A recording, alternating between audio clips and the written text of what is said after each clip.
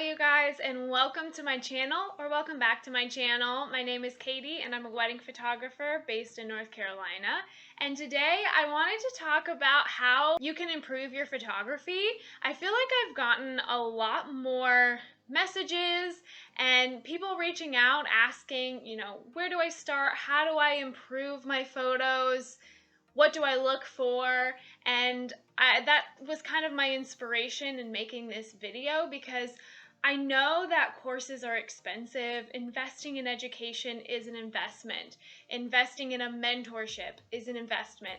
But there are things that I have done to really improve my business and my photography in general for free. I mean, at no cost to me, really. So definitely, if you're looking to improve like your wedding photography, your posing, your everything, check out this video. Here are things that I do, and it doesn't cost anything. Sorry if the lighting's a little weird in this video. It's kind of dark outside right now, so I'm just have this film light, so sorry if it looks a little bit weird, but let's jump into it. So we're all wanting to improve our photography businesses. Let's jump in on how you can start improving your photography for free. The first thing is to watch YouTube videos, and if you're watching this video, congratulations, you're in the right place. There are so many amazing and free resources on YouTube. I mean, so much good information there, and it's all at your disposal. YouTube doesn't cost anything. It's essentially free with the internet.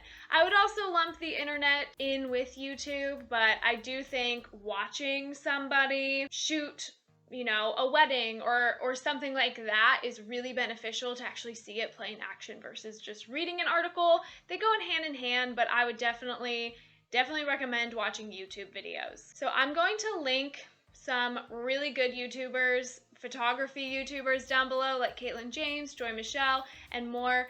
I've mentioned them on my channel before. I watch their content. There's a lot of good stuff in that content, and it's all for free. So if you're looking for more, like technical help, how to shoot in manual mode, what everything does in your camera, there are channels and there are videos for you too. If you need help with finding the right lighting, there are resources for free on YouTube. There are complete behind the scenes of an entire wedding day.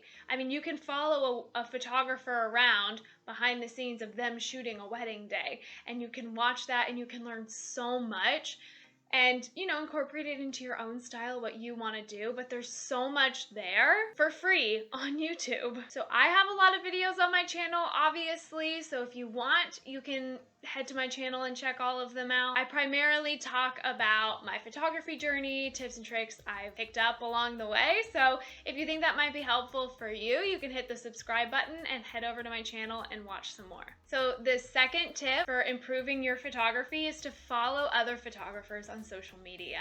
I've done this since like the beginning. I follow other photographers that I'm aspiring to be like. I love their work. I would love to work in the same industry as them. They're very inspirational to me, so I follow them. What I don't mean is follow photographers that you like and copy their work. No. What I mean is get inspiration from these photographers that you admire. You follow people who are in your niche, have a similar editing style that you would like to achieve. You follow them and you get inspiration and then apply it to your work. Definitely don't just copy another photographer because you want to be like them. Interpret it, make it your own. It is your work. We're all different here. But following other photographers is a huge way you can start improving. So maybe you get some posing ideas from them. Oh, I really liked this photographer's pose here. I'm going to start trying that with my clients. Or maybe you like the way they edit and you can get the same presets and put your own flair on it. So no matter what you do, even if you're looking up to somebody who you aspire to be like in the photography industry, you're still putting your own flair, your own pizzazz to this, and you're making it your own, because we're not here to copy what everybody's doing. We're here to make it our own. A little disclaimer: if you're going to follow other really successful photographers, imposter syndrome is real.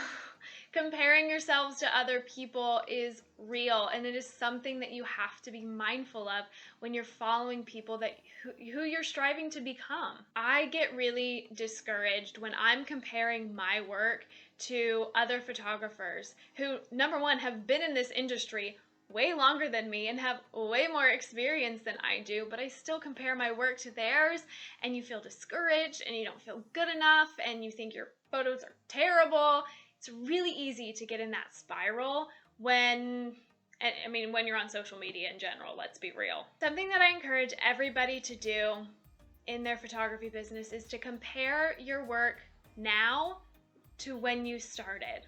Compare your work now from your work last year. You're trying to improve yourself. And if you look back on yourself, a year from now, how much have you improved in your business? Not looking at what other people are doing and how you're not measuring up. How are you really improving in your skill, in your editing, in your posing, in all of those other aspects? Really reflect on what you're doing and not be so focused in comparing yourself and falling short of others. If you continue to compare yourself to others, your photos will never be good enough, and you'll always feel that way. So in addition to following other photographers on social media, tip number 3 is to create Pinterest boards. Now, we love Pinterest around here, okay? Pinterest is an amazing resource for pretty much anything, but especially for photography.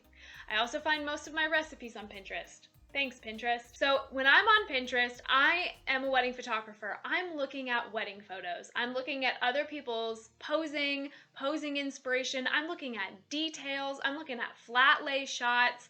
I'm looking at so many different things about a wedding day and how to capture it on Pinterest. But this goes beyond just wedding photography. If you're a family photographer, you can look at posing for families, how to pose families with adult children, how to pose babies. Like, all of this is on Pinterest, and it's an amazing resource. Honestly, the possibilities are endless when it comes to Pinterest. I think one of the greatest things about Pinterest is the ability to create boards. And if you don't know what a board is, basically, you pin or save all of these images into like a folder. That's essentially what it is. But you can create Pinterest boards of inspiration. So couples posing inspiration, flat lay inspiration, floral capture inspiration, whatever it is. Maybe it's that hanging dress shot. Maybe it's a bunch of those. You put them all into separate boards. And so when you're on wedding day, you could pull out a board, look through some posing ideas, and try some out. So you never have to run out of poses. You can look at what other people are doing, kind of take poses that you kind of like, add some movement into it. And what, again, is nice about having the physical board and you have your phone with you is you could show the couple. You can turn around and be like, let's try this pose. And they might be down for it. So I think Pinterest is an amazing way to see what other people are doing and just get inspiration. Get inspiration from Pinterest. Pinspiration for our photography business. The 4th tip I have for you is to look for photos that are being published in your niche. So look at publications in your niche. So for me, like I've said before, I'm a wedding photographer. I'm going to look at wedding publications, what photos are being published in magazines. So this can apply if you want to be published or you just want to level it up. Like right now, I don't have the time or the resources to be published, I guess. I'm not super knowledgeable of that process right now, so I'm not really looking to get published right now, but I can see what's being published, the poses, specific shots that they're looking for, and just start incorporating that into my regular wedding day shot list. And so I know when the time comes, I will know what I need to do to get published. So what do I mean by that?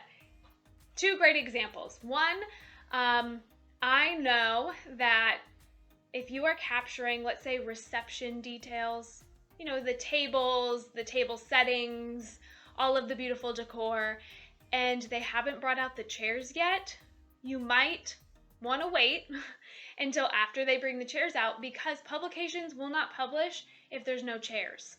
it doesn't look real, right? It looks staged if there's no chairs. People sit in chairs, it's for dinner. So that is one way to remember, okay, I need to make sure chairs are there, because if I want this to be published eventually, or I want to be published eventually, they're going to need chairs. Another thing is when you're posing groomsmen and they put their hands in their pockets, make sure the thumb is outside of the pocket. That's what publications want. They want these little details. And if I'm already starting to think about those details and seeing what's being published and incorporating it into my shot list, then the potential of me being published is far greater because I'm already practicing what they want. And you get more knowledge. You level up your photos. Honestly, between having your full hand in your pocket and the thumb out looks better. Like, it's small details that maybe you haven't noticed before. Maybe you don't realize matter as much, and you can start incorporating it into your photos and you'll really see improvement. I know I have, since looking at what's being published. What do publications care about? That's what's gonna level up my photos. So like I said, even if you're not looking to be published right now, you can still get inspiration, get those details incorporated in the way that you photograph things, and your photos will start to look more high-end. The fifth tip on how to improve your photography, and I probably have said this so many times throughout my videos, but it's join a photography Facebook group on Facebook, in case you didn't get that. You will probably hear me say this throughout a lot of my videos on my channel, but I'm a part of a few different photography Facebook groups. Not all of them are created equal, I will tell you that. Really try to find a Facebook group that works for you and that the people in the group are actually helpful. Sometimes photographers really care about competition over community, and they will just really criticize your photos. Even if you're looking for constructive criticism, they might be rude, might not be the nicest, and you just don't need that kind of negative energy around you. But I'm a part of the KJ Education Facebook groups. I'm part of the Photo Boss by Michelle, the Joy Michelle. I have her channel linked down below. I'm a part of that one. And there are genuine people out there who are nice and kind and will help you. And you see their poses and things that they struggle with, and you can ask questions, and it's a community of people all looking to help each other, so you can get a lot of experience. I remember I posted in there and asked about my pricing. Should I raise my prices? And so many people said, absolutely, you should be raising your prices. Your prices should be higher than what they are now. And I did. I took their advice, and I mean, so far it's worked out all right. So definitely join a Facebook group. You can also get inspiration on your photos, so you could get criticism, constructive criticism, kind criticism on your photos. If you're, wanting to be better, what could be better? How can I edit this better? And you'll learn a lot as long as you join the right one. So definitely join some in your area, see if it's a good one, that people are actually kind and helpful, and then start asking questions and feedback. And the sixth and final tip on how to improve your photography for free is to go practice. That might be self-explanatory, but you have all of this inspiration, you're following photographers. The next thing to do is just hit the ground running and go practice all of this stuff. Take photos of your friends, of your dog, of your kids, of your family members. I mean, when I just started out, I was doing like $20 sessions for people. I did a session for my parents because I knew I wanted to get into like engagement and weddings. I did free engagement sessions for my friends. I just hit the ground running and I just learned as I went. I think that's the best way. And if you do these things, you really put in the time to watch YouTube videos, read articles, follow people on social media, kind of see what they're doing, practicing, you're gonna learn quickly. I feel like I learned so quickly. And then you can get to a place in your business where you can invest in like proper education, take a course and really invest in your business. But if you're like me, investments are not easy. It's not like you can drop a couple $100s on a course or $1,000 on a course. You might need to save up, but These are really great ways to start improving your photography for free, and then go and apply it.